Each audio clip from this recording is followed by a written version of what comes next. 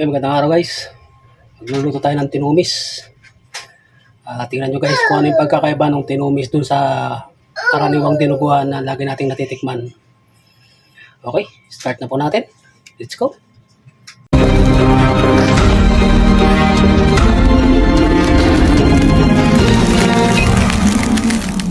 Ito guys yung mga sangkap na gagamitin natin sa tinumis. Meron tayo itong liempo. Yan, halagang 150. 153 pala, 150 lang binibili ko, naglampas 153. Tapos dugo. Meron tayo sili. Itong sili na to, 10 piso lang binibili ko, ang daming binigay. Meron tayong luya. Talagyan natin ng bawang. Ito yung gagamitin natin pang-asim. Ito yung ginagamit na pang-asim sa tinumis. Ito yung pagkakaiba nila doon sa dinuguan. Dinuguan, kinalakihan ko suka. Suka yung pinapang-asim. So natikman ko to dun sa Bulacan. At pinanood ko kung paano nila niluto. At nakapagluto na rin ako na to. Hindi ko lang pinakita. Hindi pa ako nagbablog nun. So guys, start na natin. Hugas tong luya. Malinis na to. Tulad nga ng dati, hindi ako nagtatanggal ng balat.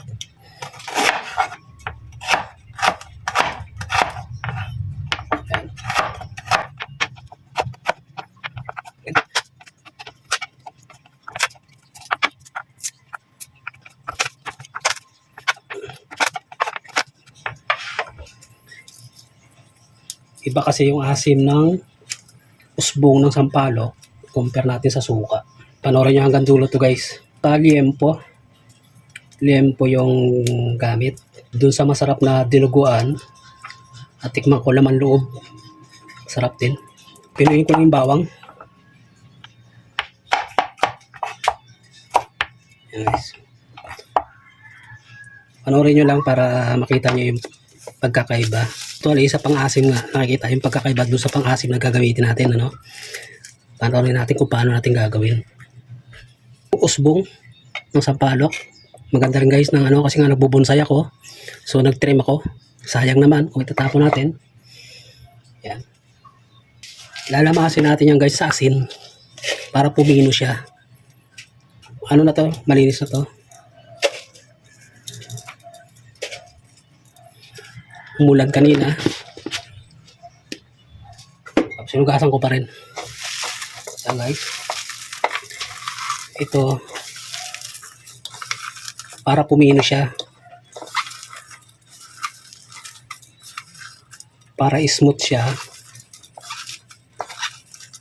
dun sa sabaw kapag naghigop ka. Yung mga matitigas na yun, tanggalin yan.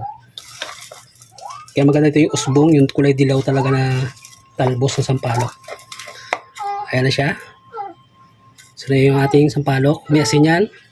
So babawasan na lang natin na guys. Mainit na yung ating kaserola. So maglalagay tayo ng mantika, ng vegetable oil, ating bawang. Sabay ko na rin yung luya. Okay. So ito na. Susunod ko na yung ating liempo.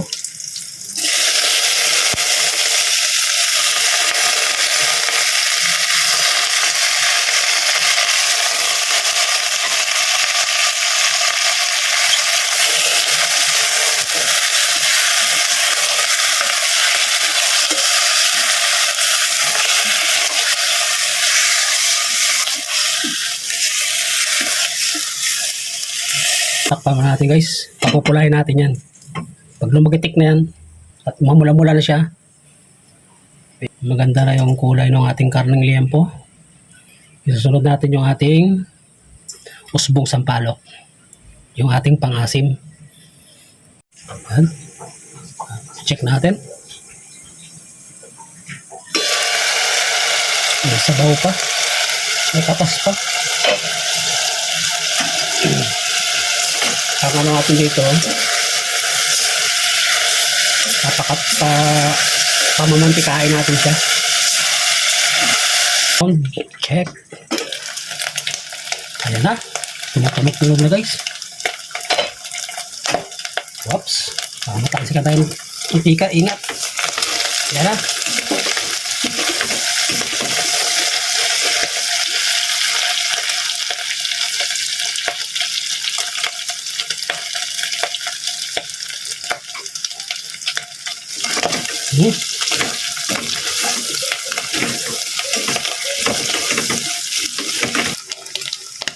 Yan, pwede na yan. Susunod, lagyan natin guys na ano. Lagyan ko na siya ng paminta. Pampalasa. Susunod ko na guys yung ating usbong. Pampalok, talbos.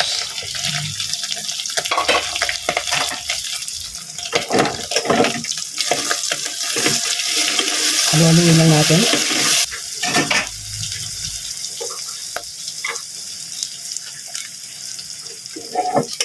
Ayan guys.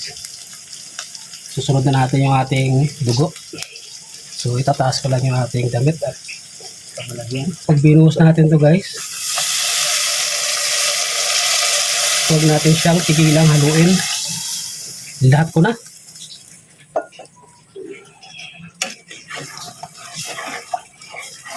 Guys. Ito lang yung mahirap na portion pag sa dinuguan. Kailangan haluin mo ng haluin para makuha mo yung gusto mong kulay.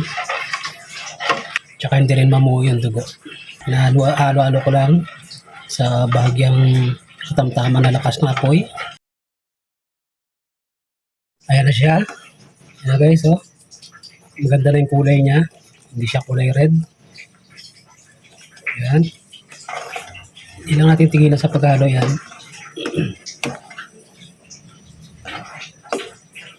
Kung walang usbong o talbos ng sampalok, pwede rin guys bunga ng sampalok. Kung wala, last option natin yung sinigang mix. Ito tama rin. Na binibili, pwede rin yun. Kung ayaw mo yung sukang ipangasin mo, na parang ano pa rin siya, sampalok pa rin ang pagkalasa niya. Yan siya. Ay, perfect na yung kulay niya. Hindi mapula, hindi rin sobrang itim. So, para siyang champurado yung kulay. Yan. Tikman natin. Ano yung kulay niya, oh.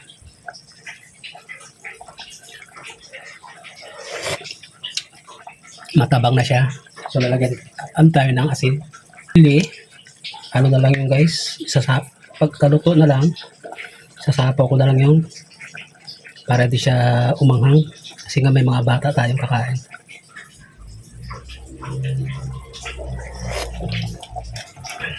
Okay na.